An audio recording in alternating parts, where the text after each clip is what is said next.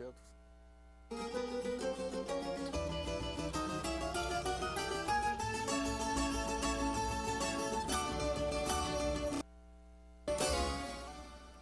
Boa noite. No lançamento da nova política industrial, o governo anunciou a renúncia fiscal de 24 bilhões de reais para ajudar a indústria. No total, são 35 medidas que vão desde a desoneração da folha até a defesa comercial. Apesar de tocar em alguns pontos da estrutura de custos dos produtos, o Plano Brasil Maior, como foi chamado, tem pela frente grandes desafios, como a questão que prejudica as exportações e provoca a desindustrialização. A repórter Ana Luísa Médici mostra as metas do novo plano. O objetivo é incentivar a produção, proteger a indústria e estimular as exportações. Nós não temos a pretensão de ter, com essa medida, resolvido os problemas. Essas medidas são o nosso primeiro passo. O pacote de incentivo vai reduzir as despesas que incidem sobre a folha de pagamento dos setores que mais empregam e têm sofrido com a concorrência internacional. As indústrias têxteis, calçados, móveis e softwares. Mas a Confederação Nacional da Indústria também quer que o governo priorize a política cambial. A depreciação do dólar continua preocupando. E você não tem no mundo hoje outros lugares para aplicar os seus recursos e ter uma rentabilidade em torno de 7 ou 8. Então é preciso que o governo já pense em novas medidas, porque com as medidas atuais se desvalorizando. Bom, esse é o tema de hoje do Brasilianas.org, o programa sobre políticas públicas feito com a sua colaboração. Para discutir o assunto, recebemos ao vivo, aqui no nosso estúdio em São Paulo, o ministro do Desenvolvimento e do Indústria e Comércio, Fernando, presidente do IPT, o Instituto de Pesquisas Tecnológicas, João Fernando Gomes de Oliveira. No nosso estúdio em Brasília, o diretor de Educação e Confederação Nacional das Indústrias, Rafael Lucchesi. Contamos também com a repórter Ana Luísa Médici. Você em casa já pode enviar suas perguntas para a Ana Luísa através do blog www.luiznacif.com.br. Nesse primeiro bloco, nós vamos entender quais são os pontos positivos e negativos do novo plano. Eu queria primeiro, o ministro Pimentel desse um apanhado geral. Nós falamos aí de algumas medidas, desoneração de folha e tudo mais. Desse um apanhado geral do que embasou o plano e de quais as principais medidas, na sua opinião. Cif, o plano tem 3 focos muito claros, né? Primeiro, o foco na inovação. É um incentivo muito forte à inovação, à busca de incorporar conhecimento tecnológico, incorporar conhecimento científico à produção industrial, que é a forma que nós enxergamos como possível para melhorar a nossa competitividade. O segundo foco é a própria competitividade. Então, reduzir o custo do Brasil, e aí a desoneração da folha, que foi mencionada aqui na abertura, é um primeiro passo nessa direção. 4 setores, por enquanto, para começar, mas a ideia é que aos poucos a gente incorpore mais setores nessa proposta de desonerar o encargo sobre a folha e outras medidas para reduzir o custo do Brasil. E o outro foco é a defesa do nosso mercado, do mercado interno brasileiro. Você sabe, e o João também, que hoje ter um mercado como nós temos, pujante, dinâmico, é um ativo econômico precioso, né? Poucos países no mundo têm essa possibilidade, nós temos. E esse mercado está sendo literalmente invadido por produtos importados a baixo custo. Isso, claro, tem a ver com o câmbio, mas nós temos que defendê-lo dentro das regras da OMC, ativar tudo o que for possível de defesa comercial para impedir que haja uma competição predatória, desleal em relação à produção local, né? E as medidas são essas: desoneração da folha. Nós criamos linhas novas de financiamento à pesquisa e à inovação.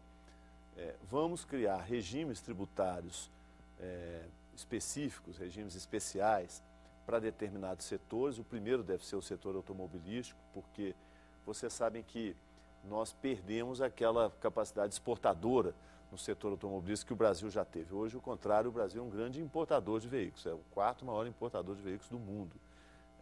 E não tem nenhum motivo para isso. Nós temos uma indústria sólida instalada no país, uma ampla cadeia produtiva. Se nós deixarmos isso prosperar, nós vamos quebrar um importante setor da indústria brasileira. Então, vai ter um primeiro regime especial para o automotivo e depois vai ter outros. E esse regime especial, ele prevê o quê?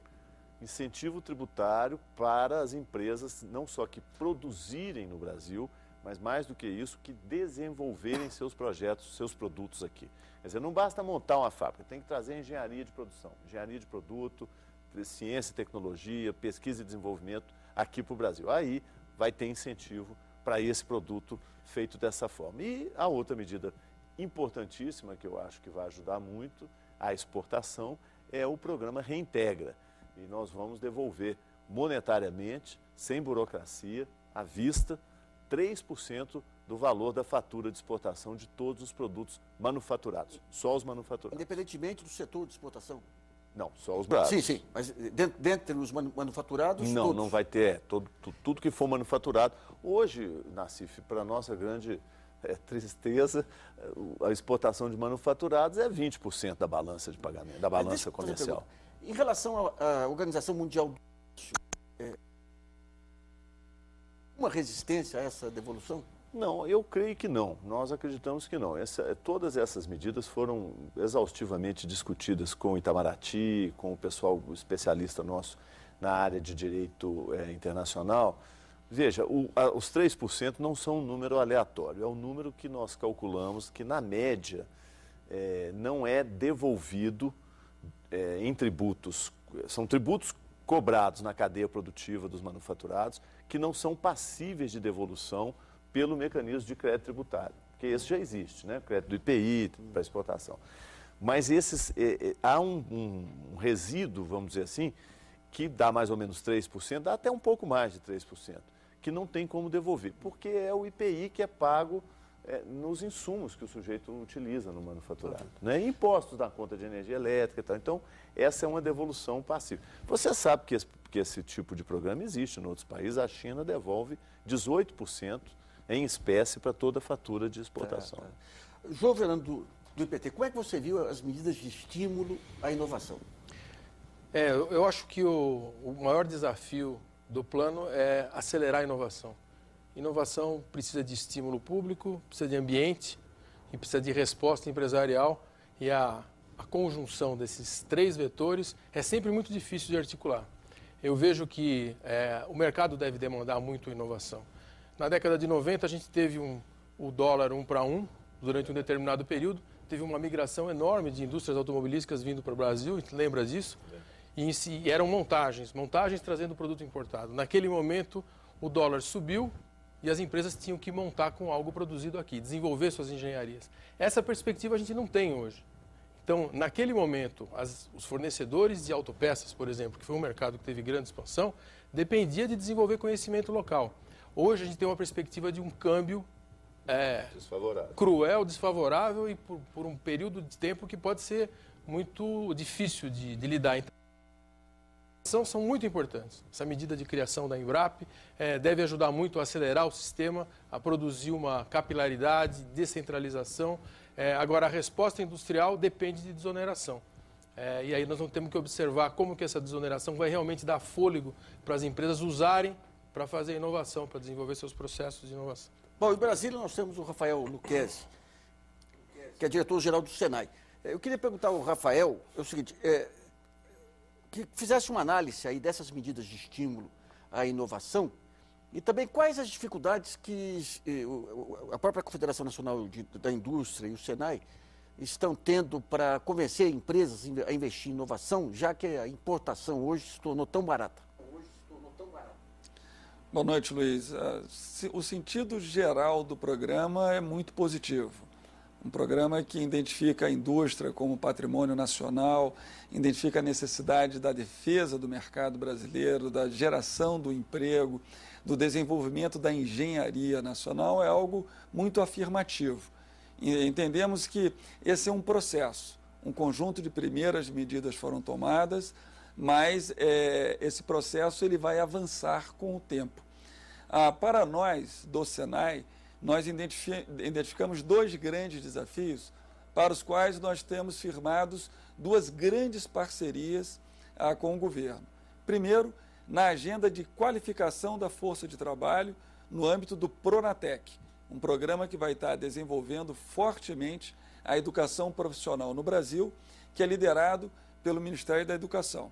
O segundo nessa agenda de inovação, que tem todo um esforço no âmbito do Brasil Maior, de capitalização da FINEP, de tornar o nosso marco regulatório mais forte para a inovação, fazendo com que a atividade de inovação das empresas se torne mais permanente, no sentido de agregar valor à produção das empresas, vai ter no Senai um apoio importante junto com outras instituições, como o IPT, funcionando como uma externalidade competitiva às empresas, na agenda de inovação. Nós do Senai pensamos num programa que tem inclusive financiamento do BNDES, a expandir para um número de 20 centros de alta tecnologia, em torno de tecnologias transversais, de apoio à inovação nas empresas, além de 60 centros que vão ser setoriais para apoiar também a agenda de inovação nas empresas. Com isso, a agenda do Senai vai se esforçar tanto na ação de qualificação da força de trabalho, quanto na agenda de inovação no âmbito da Embrap, que é uma iniciativa bem criativa para que nós possamos estabelecer essas instituições de apoio às empresas no seu esforço de inovação. Bom, nós vamos discutir essa questão da massificação da inovação no segundo bloco também. Eu vou passar para a Ana, que tem questões trazidas aí pelos internautas que vão até o endereço www.luisdancif.com.br. Ana. Bom, Nassif, nós temos várias perguntas a respeito do Plano Brasil Maior. Uma delas é do Rogério Delamare Ruas. Ele pergunta: como fazer para que o plano possa ser aplicado em nível regional de acordo com cada vocação territorial dentro de cada estado? Ministro. Veja, Rogério, né? Veja, Rogério, o Plano Brasil Maior é um plano abrangente. Ele vai pegar setores industriais como um todo. Então, as regiões do Brasil que têm uma especialização maior num ou no outro setor, naturalmente serão contempladas pelas medidas que estão sendo adotadas, né? Tem uma medida importante, que eu não mencionei, esqueci de mencionar, eu acho que ela é muito importante, que é a medida das compras governamentais, né? O governo, nós regulamentamos agora a lei que determina uma margem de até 25% de preferência para produção nacional nas compras governamentais. O governo, não só o governo federal, mas todos os governos são grandes compradores, grandes demandadores. Então, e nós nunca tivemos uma lei que desse essa possibilidade. Os Estados Unidos da América usam uma medida semelhante desde 1933, se não me engano. É o Buy American Act, né?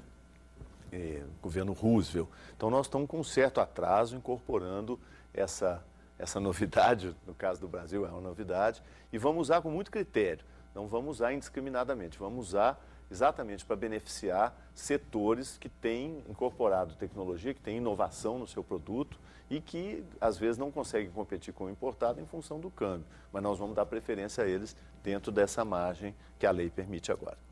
Bom, a gente tem questões aqui ligadas também a essa questão da desoneração da folha, que é importante. A gente tem uma pergunta sobre isso, pergunta o seguinte: se essas medidas de desoneração da folha vai chegar também às micro e pequenas empresas? Vai. Só para completar a pergunta da Ana, tem o Clério que pergunta se as pequenas indústrias metalúrgicas podem ser beneficiadas. E o Nelson Medeiros pergunta o seguinte: como que foi feito o cálculo para não sobrecarregar a Previdência? Não, pois é, então vamos por partes. Primeiro, os setores que estão contemplados nesse começo são 4 setores. É o setor de tecnologia de informação de software, né, que é um grande empregador, o setor de confecções, calçados e móveis, são também grandes empregadores de mão de obra. Então, vamos começar nesses 4 setores, depois, aos poucos, nós vamos ampliando, né, o escopo. E por que fizemos isso? Fizemos porque exatamente nós não queremos colocar em risco a Previdência. Então, como vai haver um subsídio que está explícito na medida provisória, caso haja qualquer perda de receita em função dessa a folha agora é o faturamento, o Tesouro vai cumprir, vai pagar. Então, para não sobrecarregar o Tesouro, nós estamos começando com 4 setores, depois vamos expandir mais. Por enquanto, as indústrias metalúrgicas não vão estar nesse escopo. Mas a partir do ano que vem, a gente já começa a estender, de repente pode chegar até lá. João, em relação a esses setores de, por exemplo, software e tudo, você acha que esse impacto, a Folha tem um impacto relevante ou o setor ele tem outras ferramentas aí para não ter um emprego formal? Os setores de serviços sofrem com a oneração da folha da mesma forma. Agora, o que é interessante observar que desoneração da folha, a pergunta que foi feita sobre pequena empresa, a pequena empresa que está no Simples já tem uma folha bem desonerada. O difícil é sair do Simples. Mas o que é importante é que, como num produto você vende e o teu resultado é o lucro por peça e o volume que você vende, na tributação, se eu tiver uma indústria maior tributando menos, eu mantenho a arrecadação. Então, o desafio de acertar a equação de o quanto você onera pelo quanto a indústria vai se desenvolver é um desafio progressivo. A estratégia de começar por setores grandes empregadores é importante, mas essa análise também em relação ao tamanho dessas empresas deve ser considerada para você entender o impacto que isso vai trazer. De qualquer forma, é positivo, né? Eu queria ver com o Lucchesi, então, um nó da Confederação Nacional das Indústrias que representa todas as empresas. Essa discussão de tributar a folha ou tributar o faturamento, no fundo, divide as empresas entre aquelas intensivas em capital e aquelas que são as maiores e aquelas intensivas em mão de obra que, teoricamente, são as menores. Como que a CNI está vendo essa questão? Olha, é verdade essa questão que você aponta, mas a agenda de desoneração da folha, ela é extremamente importante para o país. Ela assegura maior capacidade de empregabilidade, assegura maior competitividade. A CNI vê de forma muito positiva essa agenda de desoneração da folha. E é natural, como o ministro afirmou, que isso se dê de uma forma progressiva. Da mesma maneira, quando eu falei do Programa Brasil Maior, o sentido é o mais importante e que progressivamente nós possamos ir avançando nessa agenda de maior competitividade para o Brasil e criar condições mais favoráveis na agenda de desoneração, de inovação e de defesa comercial para a competitividade da indústria brasileira. Ministro, no próprio lançamento do programa Brasil Maior, a presidente Dilma Rousseff disse que era apenas o início. O que se pode prever de próximos passos? Olha, eu acho que nós vamos agora observar, né? Nós criamos a presidenta assinou um decreto recriando, na verdade, o CNDI, Conselho Nacional de Desenvolvimento Industrial, que tem 14 representantes do setor empresarial e de trabalhadores e 14 ministros de Estado, e esse vai ser o órgão gestor do Plano Brasil Maior. Quer dizer, nós agora vamos observar o impacto dessas medidas, o efeito delas.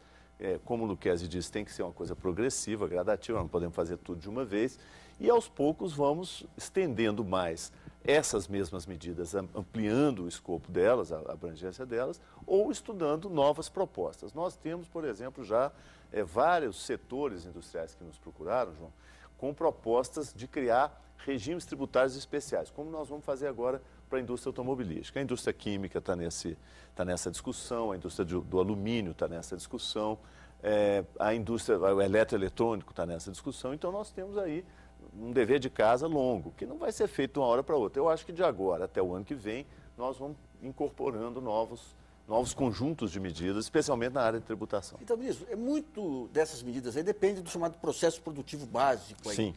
Hoje o Ministério, a BDI, que é a Agência Brasileira de Desenvolvimento Industrial, estão bem aparelhados para fazer uma avaliação da contribuição efetiva de importação de tecnologia, de assimilação dessa inovação pela cadeia produtiva como um todo? Não, eu diria que qualitativamente sim.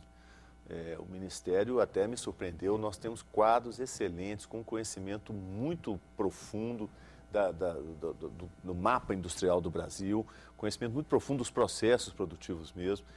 Qualitativamente sim, agora quantitativamente certamente não, nós precisamos de mais gente e aí é um desafio que está posto, nós conseguimos autorização, inclusive está na medida provisória, para fazer concurso para mais 150 analistas de comércio exterior, que vão se dedicar mais à defesa comercial, mas podemos aproveitar um pouco aí também no trabalho da Secretaria de Desenvolvimento da Produção, mas precisamos de mais gente. Vamos trabalhar na ideia de convênios, né? convênios com os organismos da sociedade civil, com entidades de pesquisa que já existem, que possam nos ajudar nesse processo de formulação. Então, a minha resposta é essa. Do ponto de vista de qualidade, nós temos, com certeza, uma das melhores equipes do país para esse trabalho. Agora, quantitativamente, sempre está faltando gente. Bom, vamos a mais uma participação da repórter Ana Luísa Médici com uma pergunta enviada agora ao blog www.luisnassif.com.br. Ana. Bem, nós temos uma pergunta que é a seguinte.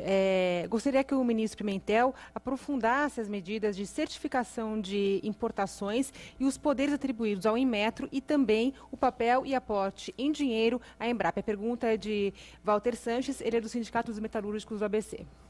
Essa é uma pergunta interessante, importante, Walter, porque permite que a gente olhe com mais rigor, com mais atenção, um aspecto da defesa comercial que a gente não usou muito até esse momento, que é esse da certificação de produtos, certificação de origem e certificação de qualidade de produtos. O Inmetro faz isso, já tem feito para uma cadeia relativamente extensa de produtos, mas mais voltado para a questão interna, para a defesa do consumidor.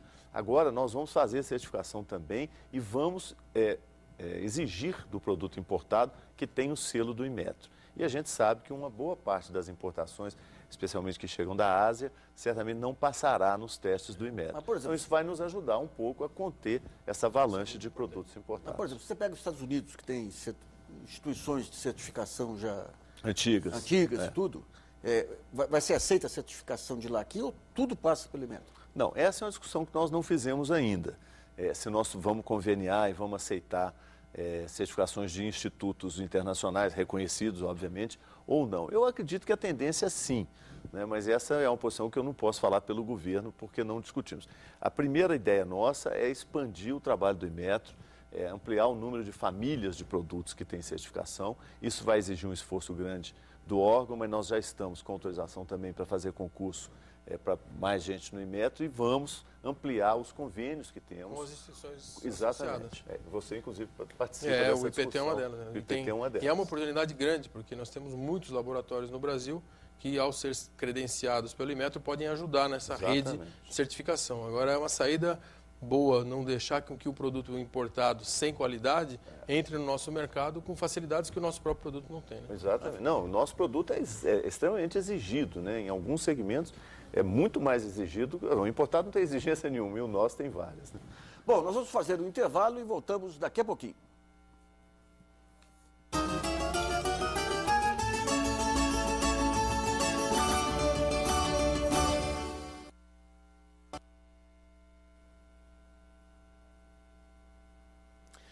Voltamos com Brasilianas.org discutindo a política industrial brasileira. Contamos com a participação aqui em São Paulo do ministro do Desenvolvimento, Indústria e Comércio Exterior, Fernando Pimentel, e do presidente do IPT, Instituto de Pesquisas Tecnológicas, João Fernando Gomes de Oliveira. E no nosso estúdio em Brasília está o diretor-geral do Senai, Rafael Lucchesi. Nesse segundo bloco, nós vamos falar dos esforços para melhorar o grau de inovação das empresas. Pensando na competitividade, o governo estendeu a redução do IPI. O governo estendeu a redução do IPI sobre materiais de construção, caminhões, veículos leves e bens de capital, como máquinas e equipamentos. A prioridade para a indústria me parece que retorna ao país, o que nos últimos tempos parecia já não era mais uma prioridade. O pacote industrial vai priorizar também os manufaturados nacionais nas licitações do governo. Neste caso, a iniciativa pretende blindar a indústria nacional contra o que os empresários chamam de concorrência predatória. O ministro Mantega reconhece o problema, mas aponta que este é um cenário global. O que nós vemos hoje é a indústria manufatureira mundial se defrontando com uma grande capacidade ociosa, né, e buscando mercados a qualquer custo. Bom, uma peça central dessa tentativa de massificação da inovação é a criação da Embrap, que é a Embrapa Industrial. Eu queria primeiro que o ministro Pimentel descrevesse aí como que vai ser a lógica de funcionamento da Embrap. Na verdade, é uma tentativa do governo de recuperar a experiência bem-sucedida da Embrapa. Nós não temos um órgão semelhante à Embrapa no caso da indústria, mas não é necessário criar uma nova estrutura, uma burocracia nova. Eu acho que, aproveitando os laboratórios que já temos, a expertise que vários órgãos já têm, o IPT, por exemplo, que é importantíssimo nessa construção. Então, criar uma rede de laboratórios e você ter uma gestão compartilhada entre governo e empresários, sociedade civil, nós podemos gerar a sinergia necessária e ter, ao fim e ao cabo, algo semelhante à Embrapa, sem a necessidade de criar uma burocracia semelhante. Não sei se o João concorda com essa formulação que eu estou fazendo aqui. Ele está mais envolvido nisso do que eu, né? Eu queria colocar para o João isso aí. Quer dizer, eu acho que é um consenso aí que foi amadurecendo ao longo dos tempos, que você tem que ter a alta inovação, digamos aí, a fronteira do conhecimento, mas você tem que ter aquele ganho incremental, né? Você pegar setores de baixa tecnologia e conseguir pequenos avanços que, pegando a massa dos empresários, acaba resultando em grandes ganhos para a economia. Eu queria saber um pouquinho a experiência do IPT, principalmente, João, a partir daquele SOS Tecnologia, que é quase uma ambulância. Então você tem uma pequena indústria metalúrgica, tem um problema X, a ambulância vai lá, resolve aquele problema daquela pequena empresa, mas aquela solução não é massificada. Então, como que você, que veio para o IPT com outros olhos aí, mais pragmáticos, aí vê essa questão da massificação dessas pequenas soluções e como que entra isso no âmbito da Embrapa? A inovação virou a grande palavra da onda e o desenvolvimento de inovação é vital para as indústrias. A gente vê hoje grandes movimentos empresariais mundiais que acontecem com base na capacidade de inovação e os principais players de inovação no mundo sempre se destacando pelas suas capacidades de criar coisas novas com alta qualidade, baixo custo, defeito zero. A nossa experiência com esse SOS, que se chama Programa Prumo, que são vans que visitam as empresas, é focada em processo industrial. Sabe que a inovação ela pode mudar um produto ou pode mudar um processo. O produto novo são esses tablets, celulares, coisas, smartphones. Agora, o processo novo é aquele que eu consigo fazer um produto mais perfeito com menor preço e consigo atingir um mercado muito maior com margem. A nossa experiência em relação à pequena e média empresa é que, muitas vezes, ela tem componentes da inovação que ela trabalha bem e outros que ela trabalha mal. Muitas vezes a gente vai lá ajudar no processo, mas o produto também não é bom. Ou a gestão também não é boa. Então, a iniciativa agora é complementar e tentar agregar ao nosso SOS, a nossa ambulância de processo, que era fundamentalmente de processo, elementos de inovação em produto, de gestão, para que a empresa tenha uma visão maior. Massificar sempre vai ser um desafio em pequena e média empresa, porque são muitas, os números são gigantes. Se você atende 1000 por ano, ainda é pouco. Então, essa é uma equação que a gente ainda não tem solução. A ideia é criar clusters e atender em grupo esses clusters. Muitos dos problemas são comuns. Tá. Eu queria ver com o Lucchesi, que está à frente desse movimento, o MEI, Movimento Empresarial pela Inovação. Como que essa questão da massificação está sendo trabalhada, Lucchesi? Quais são as organizações que fazem parte dessa estrutura e em que medida que a criação da Embrapa pode ajudar e facilitar essa massificação? Excelente questão, Nassif, que você correlacionou uma agenda de mobilização empresarial, aí de melhoria da agenda dos instrumentos públicos, com uma agenda de serviço e atendimento. E isso exatamente os dois planos importantes na nossa tarefa, que temos um problema de oferta dos instrumentos e de demanda do ponto de vista de cultura empresarial. A MEI, ela surge com a liderança da CNI, do Ministério de Desenvolvimento, Indústria e Comércio, do MCT e do BNDES e do SEBRAE, exatamente no sentido de criar uma agenda de mobilização de uma plataforma privada para sensibilizar a indústria brasileira, as empresas brasileiras, a terem uma agenda mais permanente de inovação. Então, tem grandes líderes empresariais estão em torno dessa agenda, os principais líderes industriais brasileiros, o ministro Pimentel, o ministro Mercadante, o presidente do BNDES, Luciano Coutinho, e os líderes do SEBRAE têm participado de todas as reuniões, no sentido de criar essa plataforma de mobilização, à semelhança do movimento que o Brasil fez de forma muito bem sucedida com o Programa Brasileiro de Qualidade e Produtividade, também numa situação de desafio de inserção competitiva internacional e que foi muito bem sucedido nessa agenda de aliança público e privado.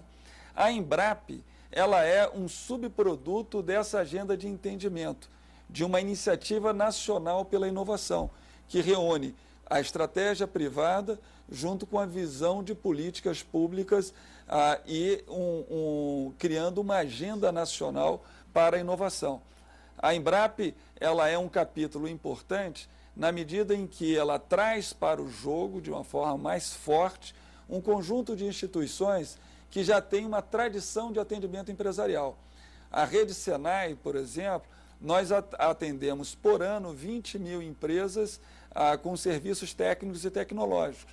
Essa é uma agenda extremamente importante no sentido de que para a Embrap nós possamos mais facilmente, a partir de uma cultura de atendimento às empresas, agregar valor nas soluções de problemas de maior complexidade de engenharia, na solução de pesquisa e desenvolvimento, de pesquisa aplicada, funcionando inclusive como um conector de grupo de pesquisa da universidade para, a partir da base operacional do Senai, do IPT, do INT, poder mais rapidamente transferir uma externalidade de apoio ao desenvolvimento inovativo das empresas brasileiras. O que é extremamente importante nessa agenda de adversidade, em que nós temos algumas deficiências e dificuldades na área de câmbio, de insegurança jurídica, de aspectos macroeconômicos, poder intensificar um esforço inovativo para podermos ter uma presença mais competitiva nos mercados globais. Bom, é importante entender que o Brasil hoje tem sociedade civil, que é coisa que não havia antes aí, que são essas redes, essas conferências nacionais aí que permitiram você criar uma estrutura de norte a sul em cima de diversos temas, com a informação caminhando através delas aí, permitindo essa massificação. Bom, vamos a mais uma pergunta que a Ana Luísa selecionou dos telespectadores e dos internautas. Lembrando que você aí de casa pode enviar suas perguntas pelo meu blog www.luiznacif.com.br. Ana. Bom, a pergunta é de Ciron Nascimento, ele é da Petrobras Distribuidora e ele pergunta o seguinte: os setores beneficiados pelo Programa Brasil Maior são aqueles que produzem produtos de pouco valor agregado, como roupas, calçados e automóveis. Por que o governo priorizou a manutenção dos empregos e não optou pelo desenvolvimento de tecnologias nacionais?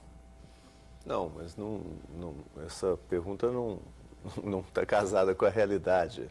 Na verdade, esses setores estão sendo beneficiados agora pela desoneração da folha, mas os outros setores que estão sendo atendidos pela redução do IPI, pelo programa Reintegra, que vai devolver dinheiro para a exportação de manufaturados, pelas medidas de financiamento à inovação, né? Nós quase triplicamos o orçamento da FINEP, com muito menos exigências do que o BNDES, porque a FINEP não é um banco, então ela pode fornecer dinheiro, atribuir dinheiro para produtos projetos de risco mais alto. No caso do BNDES isso não é possível. Então tudo isso contempla uma gama vasta de setores, que não só esses 4, e que aí sim atendem ao que eu não guardei o nome, o Ciron, desculpe, é o que o Ciron perguntou. Então, não é que nós estamos privilegiando os setores de baixa intensidade tecnológica. Pelo contrário, nós estamos buscando agregar mais valor e mais conteúdo tecnológico à produção industrial. Bom, nessa questão da Embrap, o IPT vai ser uma das pernas. Eu queria que o João explicasse direitinho qual que vai ser a função, como que vai ser essa relação dele com a Embrap e vice-versa. Complementando o que o ministro explicou sobre a Embrap e o Rafael também falou muito bem, a ideia de fazer um conector entre o setor acadêmico que desenvolve muito o conhecimento básico, a pesquisa para produzir conhecimento, até tecnologias, as escolas de engenharia desenvolvem tecnologia, mas tem um momento onde a tecnologia precisa ser escalada. Se eu desenvolvo um processo que transforma biomassa em etanol, eu resolvo na bancada para 1 quilo de biomassa, mas eu preciso fazer para 1 tonelada por hora, para 10 toneladas por hora. Esse escalamento tecnológico para colocar o produto em produção e testar, ele é um custo para a empresa que não tem perspectiva de resultado. O único resultado é deu certo, eu tenho que investir na produção. Então essa fase intermediária do processo de inovação é o grande gargalo. No mundo inteiro, não só no mundo inteiro, o Brasil, não só no Brasil, como no mundo inteiro. Por outro lado, os mecanismos de incentivos dessa fase são muito difíceis. Então a ideia da Embrap é justamente fomentar institutos que já têm uma experiência, o Senai, o IPT, o INT, em interação com as empresas, para que esse gap seja preenchido. Num modelo muito parecido com o modelo alemão da Fundação Fraunhofer, que divide o aporte de recursos para as instituições proporcional à capacidade de captação de empresas. Então, se eu tenho uma empresa disposta a fazer um escalamento de uma tecnologia de forma a transformar o conhecimento universitário já em produto, eu consigo dar à Embrap um casamento de recursos. 1/3 da instituição, 1/3 da Embrap, 1/3 da empresa. Esse modelo na Alemanha tem um sucesso enorme. São 60 institutos no território alemão funcionando desse jeito, conectando universidades com demandas empresariais. A ideia é reproduzir um pedaço disso, uma parte desse conceito no Brasil e com já um embalo inicial de instituições que têm essa cultura. Ô, Lucchesi, digamos que o IPT desenvolva aí uma solução aí para uma indústria têxtil, que seja uma solução que seja comum aí a muitas empresas têxteis. O que o Senai faz com uma informação dessa? Olha, a ideia, inclusive, nós já acertamos isso. É um subproduto que a Embrap vai estar criando para essas instituições no Brasil, é uma atuação mais em rede. Inclusive, já estive visitando o IPT, amanhã vamos estar no INT, e a ideia é nós trabalharmos em rede. Nós já fazemos isso na rede Senai, vamos estar intensificando e vamos estar, no âmbito da Embrap, estabelecendo uma relação de maior sinergia, Luiz, o que é extremamente importante para combinarmos excelência, estabelecer uma atuação mais à disposição das empresas, conferindo maior apoio às empresas nos seus esforços inovativos e sem replicar, sem sombrear esforços, criando uma especialização de excelência na abordagem, tanto temática, das tecnologias transversais mais importantes para o desenvolvimento industrial brasileiro, como também setorial. E a tudo isso se soma uma melhor abrangência geográfica, na medida que essas competências vão poder estar, por exemplo, o Senai, que nós temos hoje 500 escolas, presente em todas as 27 unidades da federação, 300 unidades móveis, e uma ação extremamente capilar, nós possamos emular competência dos centros de alta performance do Senai, mas também do IPT, também do INT, funcionando em rede. A Embrap vai trazer esse nível de gerenciamento sinérgico da nossa infraestrutura, que é frágil, mas está em crescimento, para o melhor desenvolvimento da competitividade industrial brasileira. Ana, vamos a mais uma questão dos nossos internautas telespectadores. Bom, a pergunta é de Flávio Tavares de Lira e ele quer saber o seguinte: uma política industrial que não tenha em conta o aumento da participação estatal, especialmente nos investimentos em setores estratégicos, tem chances de ser bem-sucedida no contexto atual de crise internacional e de políticas agressivas de competitividade? É para mim? Eu acho que não só tem chance, como já está no caminho certo, Flávio. Veja, o Brasil tem no eixo da sua economia empresas estatais fortíssimas. E foi isso que nos salvou de uma debacle muito forte na crise de 2008 e 2009. No sistema financeiro, por exemplo, quase 70% do crédito brasileiro é estatal. Banco do Brasil, Caixa Econômica e BNDES. Nós temos no eixo da energia, a Eletrobras e outras empresas também na área de distribuição estatais. Nós temos a Petrobras, que é uma das mais importantes empresas do mundo na produção de petróleo e gás, estatal. Então, não precisa aumentar a participação do Estado. Nós podemos usar o que nós já temos e trabalhar nesse sentido que nós conversamos aqui, como o exemplo da Embrap, de criar redes, de criar uma sinergia entre setor privado, setor estatal, governo, sociedade civil, na direção correta, que é a direção da inovação. Dar o salto para o século XXI. É isso que o Plano Brasil Maior propõe. Ô, João, uma pergunta. Quando vocês desenvolvem um sistema, chamam uma empresa para conversar, para ver se ela está afim de bancar aquela pesquisa. Ela não faz automaticamente uma comparação com o preço internacional, a compra de uma máquina que já vem essa tecnologia embarcada, e daí o fator câmbio não é muito desestimulador para esse investimento em tecnologia nacional? Ela faz sim. Por outro lado, os desafios tecnológicos que a empresa tem que enfrentar, eles têm um caráter regional muito acentuado. Além disso, o processo é diferente. O IPT não desenvolve uma tecnologia e oferece para uma empresa para ela produzir. Na verdade, a empresa tem que desenvolver o processo de inovação continuamente. Então ela tem que ficar o tempo todo vendo o que ela pode melhorar no produto dela, olhar os competidores, como ela tem que fazer melhor que os outros, porque isso pode virar o jogo de um produto que é muito mais bem aceito no mercado. Nesse processo ela precisa de ajuda, ela precisa de serviço, ela precisa de análise, ela precisa de microscópio, ela precisa de testes de produto, e aí o IPT está sempre junto com ela, entendendo o problema dela e oferecendo. Então a convivência dos dois é que faz com que o processo de inovação na empresa seja aquecido. Então essa aproximação de instituições capazes de oferecer serviços tecnológicos, apoio a desenvolvimento de projetos, plantas piloto, scale-up, produtos experimentais. Por exemplo, o IPT está montando uma fábrica agora em São José dos Campos para fazer componentes de fibra de carbono e compósitos para a indústria aeronáutica e para a indústria de petróleo também, porque no pré-sal você tem tubos imensos que vão no fundo do mar. Se eles forem mais leves, o problema de quebra de tubos é muito menor.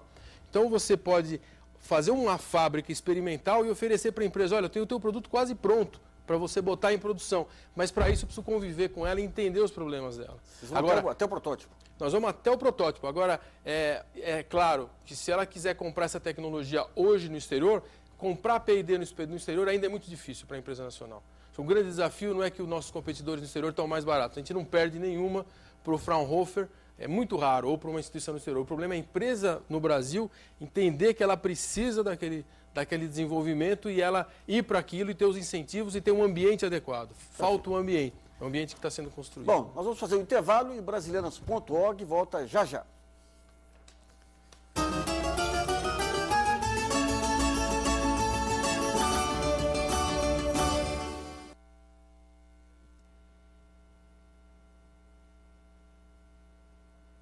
Bom, Brasilianas.org está de volta. Estamos discutindo hoje a nova política industrial anunciada no começo de agosto pelo governo federal. No nosso estúdio de São Paulo, recebemos o ministro do Desenvolvimento, Indústria e Comércio, Fernando Pimentel, e o presidente do IPT, que é o Instituto de Pesquisas Tecnológicas, João Fernando Gomes de Oliveira. Em Brasília, o diretor-geral do Senai, Rafael Lucchesi. Nesse último bloco, as opções estratégicas do plano. Como direcionar recursos e ações para setores estratégicos e mais. O papel do BNDES é a prorrogação do Programa de Sustentação do Investimento, como mostra a reportagem de Ana Luísa Médici. Investimento em inovação e tecnologia e apoio aos exportadores. No pacote industrial do governo, o BNDES vai priorizar os financiamentos para projetos desenvolvidos aqui. E o Programa de Sustentação do Investimento, com 76 bilhões de reais, já foi prorrogado até o fim do ano que vem. Você tem toda uma planta de produção instalada aqui, onde você gera emprego e gera condição de trabalho. Para que você possa manter isso aí, você tem que ter condições comerciais e financeiras para poder alavancar isso para frente. Os 116 maiores exportadores vão resgatar com mais rapidez 13 bilhões de reais referentes a créditos com impostos.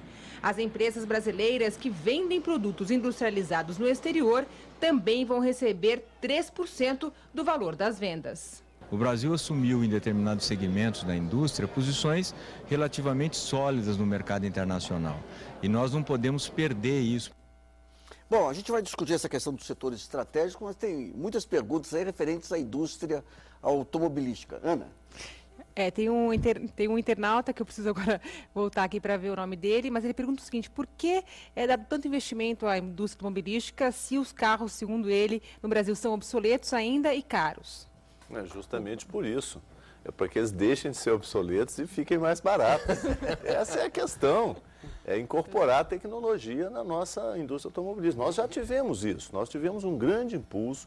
Nós temos o Motoflex, que é totalmente nacional. Nós tivemos um grande impulso nessa direção. E nos últimos 4, 5 anos, perdemos esse impulso em função do câmbio. Especificamente, o câmbio está atingindo duramente a indústria automobilística. Então, para que não tenha dúvida, veja o número que nós comentávamos aqui no intervalo: 28% dos carros emplacados no Brasil no primeiro semestre desse ano, 28% foram carros importados, totalmente importados, nem sequer montados no Brasil. Então, isso é grave. Nós temos uma indústria antiga, sólida, consolidada, que está começando a se perder. Se nós não tomarmos nenhuma providência, daqui a pouco são 50% e os carros estão entrando de maneira avassaladora no mercado brasileiro. Então, o estímulo à indústria automobilística para que retome o seu vigor.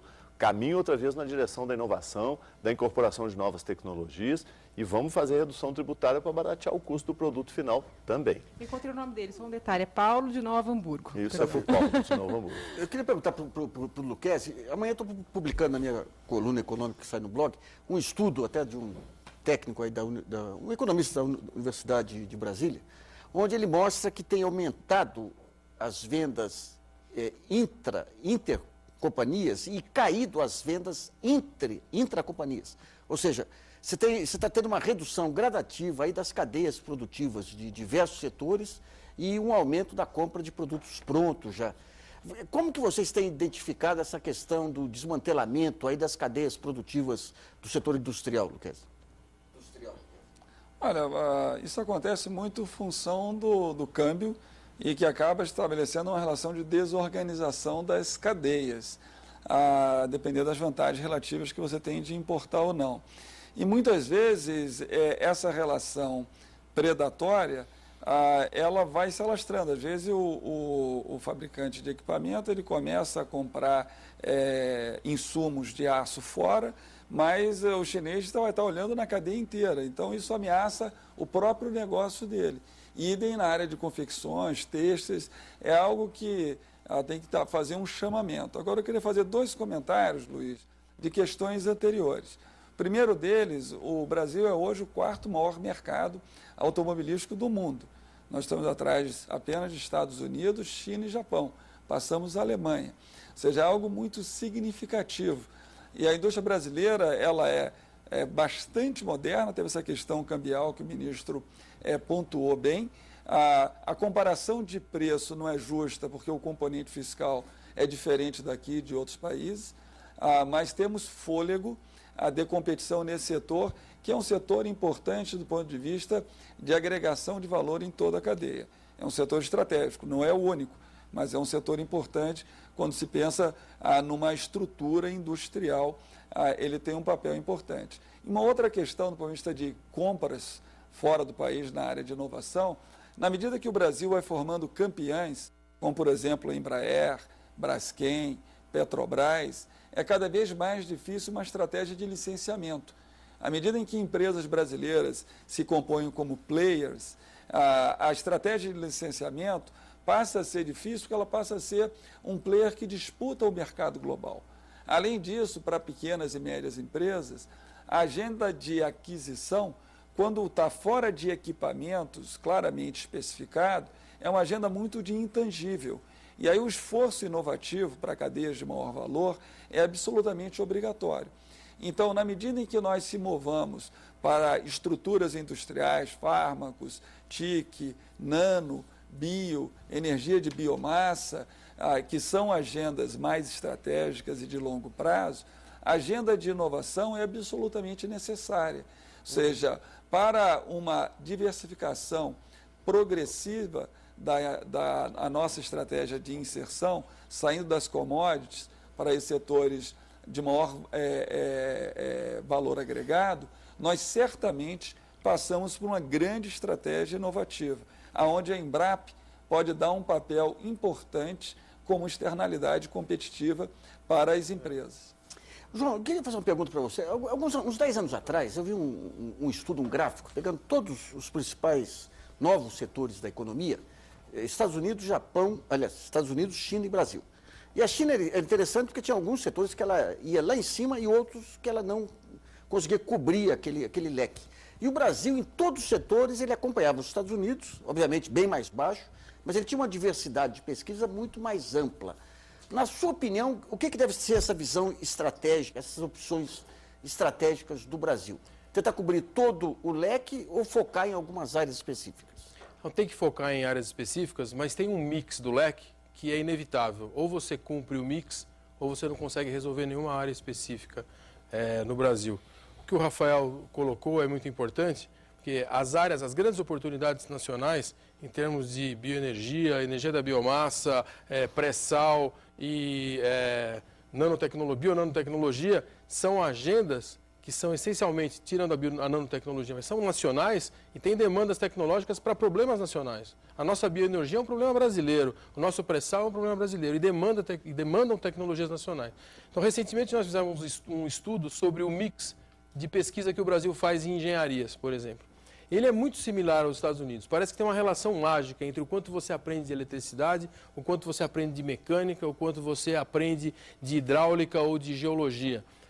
Esse mix é mais ou menos mágico, mas usar esse mix de conhecimentos, esse portfólio de competências para focar em temas estratégicos, porque o pré-sal demanda automação, demanda bens de capital e demanda geologia, por exemplo.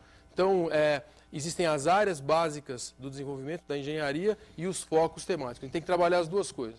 Agora, eu acho que é muito importante, é fundamental que a agenda de inovação no Brasil, ela passa a ser a amálgama entre as oportunidades estratégicas nacionais e a capacidade de resposta do setor empresarial. Então, formar esse ambiente de inovação é o grande segredo que pode nos acelerar no processo de desenvolvimento. Ministro, essa questão das compras públicas passa a ter um papel central. Como que tem sido a articulação, nós já estamos encerrando o programa, Sim. com o Ministério da Saúde, Defesa, qual é o outro ministério?